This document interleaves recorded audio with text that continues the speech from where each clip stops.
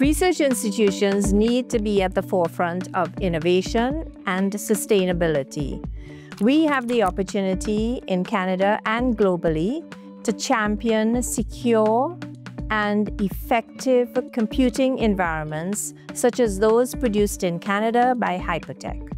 You can imagine that research computing that involves simulation techniques will require large amounts of computing power. Modern systems are consuming significant amounts of electricity and producing huge amounts of heat. Cooling these systems with traditional air cooling is hard, if not impossible. Waterloo is deeply committed to sustainability and innovation related to sustainability, and we look at it from a variety of angles.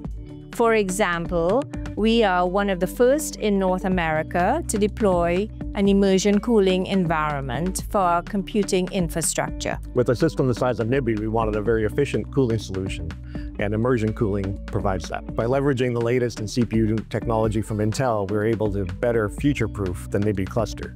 We generally run these systems for 6 or more years, and starting with the latest technology helps keep these systems relevant. DLC is an advancement over air-cooled solutions by bringing the cooling directly to the most critical components, the CPUs, the GPUs. It captures a significant amount of the heat produced by the server.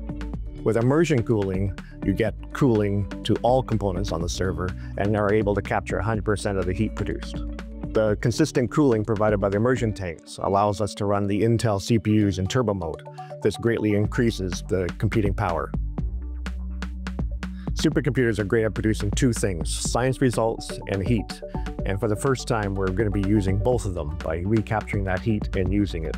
Access to high-performance computing in Canada is limited, and at the University of Waterloo, this facility enables us to compete on a global scale, especially with regards our interest in developing technology for the future. Sites doing large deployments should seriously consider immersion cooling for their technology. It provides very consistent cooling and a very sustainable solution, and Hypertec has been a great partner in this project.